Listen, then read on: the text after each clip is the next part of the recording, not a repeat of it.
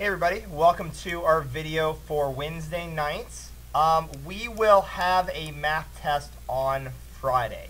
So expect your student to have a review sheet to be brought home tomorrow. We'll review in class tomorrow and a little bit on Friday. Things that your child will, and if you're a student, don't listen to this, you're expected to know. You're expected to know what division is. You're expected to know how to do some longer division. You're expected to know what to do with remainders, and when to divide and when to multiply. You're expected to be able to measure an angle and draw an angle. If you can do those things, you're going to do great on the test. If not, you need to ask questions and really review and ask me for help, and I will do my best to help you. Okay, so now we're going to practice a couple word problems. Just remember, do you understand what addition and multiplication and division is? And do you know when to do it? And can you do it in your head? And to follow those 4 steps we did yesterday. Do you understand what the problem's asking? Do you know which operation you're going to use? Did you actually do the work, and did you check it? So this one, 3 boxes of beads, 4 beads in each box. How many beads in all? Well, wait, we're going to repeatedly add 4 3 times. 4 times 3. So I know if we're repeatedly adding, it's multiplying. 4 times 3 is 12. I'm going to have 12 beads. Hey, that makes sense. Okay, you try the next one in your head. 12 cups divided equally between 2 trays. That one's easy. It gives you the operation. Okay, how many cups per tray? Hopefully you got 6. These are ones that I want you to do in your head. You don't have to write these down. 8 boxes of cupcakes, 6 cupcakes per box. How many cupcakes in all? Are we splitting up or repeatedly adding? We're repeatedly adding, so then we multiply. 6 times 8, 48. 45 shirts per rack, 45 shirts in all. How many racks? Are we splitting up or repeatedly adding? We are splitting up. So is divide, and your answer is 9. Okay. Why don't you try this one? Hopefully you got 8. Okay, so a quick review. One thing we covered a while ago, but something before break, but something I expect you to know, is coordinate grids or ordered pairs. Okay, if I said what spot is point A, you should be able to tell me. Remember that you go over first, so you start, let me get a pen here. Okay. You start right here. This is the origin. You always start right here. And the first number tells you how much you go over. So, I am going to go 1, 2 spots over to get to A. Okay? And then the second number tells me how much I go up. A lot of kids get these mixed up. Make sure you know you go over first and then up. So it's 2 over and then 5 up. So we should have, A should be 2, 5. Can you, on your page, write down the answers to the rest of these? B, C, D, and E. Okay, pause it. Okay, I'm going to do it all at once. See if you got it right. Maybe. Those are the answers to the rest of them. Make sure you understand how to do the coordinate grid. If you need more practice, you can go and try this one right here. Pause it and try them and see if you got them. All right, the next thing I need you to learn is what we're going to call the global coordinate grid system. We just talked about a coordinate grid of how to go over and then up, how to find a spot using these numbers to help you out. And we've also talked about angles in this unit.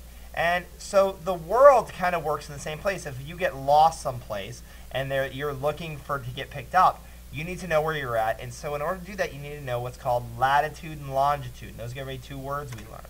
So real quick, can you say these decimals for me? Pause it and try it.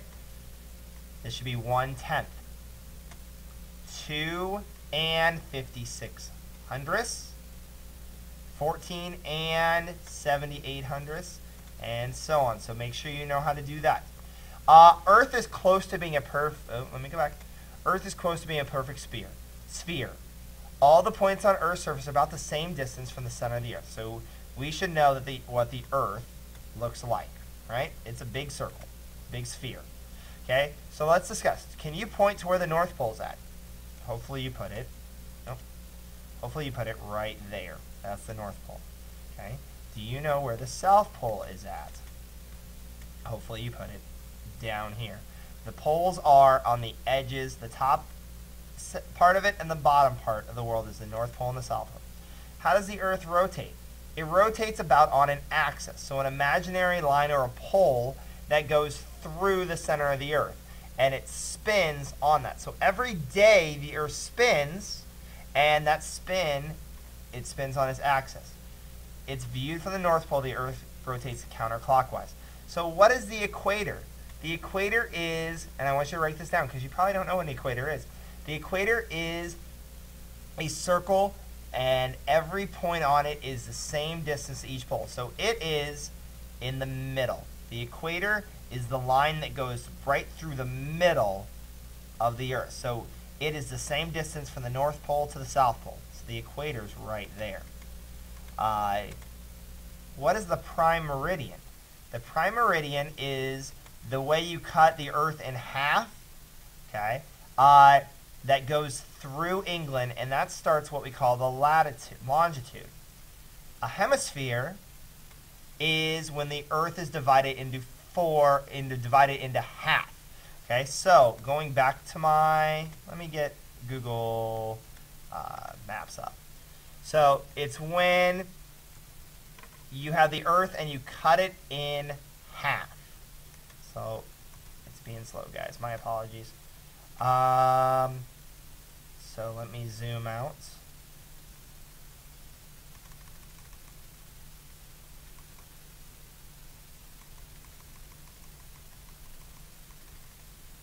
So here's the Earth. You see this line right here is the equator. Okay, it goes right through the middle of the Earth. Okay, so if I cut the Earth in half this way, this would be the northern hemisphere, and this would be the southern hemisphere. Yeah, here it is, a better. Okay, so this, if I cut the Earth in half, this is a hemisphere, the northern hemisphere, and this would be a hemisphere. This is the southern hemisphere down here.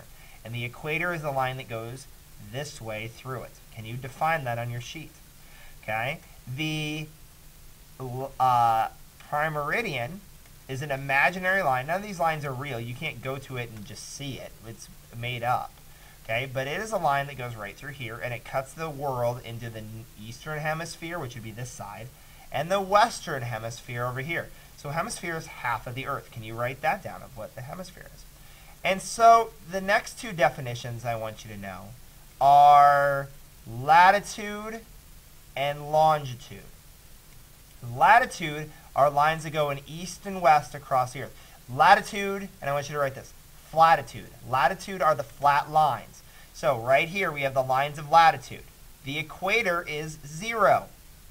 It's latitude. And then as we go up north, 15 degrees north, that's another line of latitude. 30 degrees north, 45 degrees north, 60 degrees north, and the North Pole is 90 degrees north. Those are all lines of latitude. Latitude, flatitude. It's the flat lines here. So if I said, oh, it's at 15 degrees north, you know it's going to be on this line here. If I said, oh, it's on 30 degrees south, you know it's going to be on this line here. And so that should help you with what latitude is. Latitude, flatitude. Okay? Longitude are the long lines that go up and down. So the prime meridian 0, it cuts it in half, the east and the west. And so if I said 15 degrees west longitude, you know it's going to be on this line. And so what we're looking for is, can you find where they match up, where they meet, just like coordinate grids. So if I go back to our map here, and I go to Bottenfield Elementary, and I go to our school, and I'm zooming in on Illinois, and the blue dot is Champaign, and so I'm going to go in here in Champaign, and I'm looking for Bottenfield.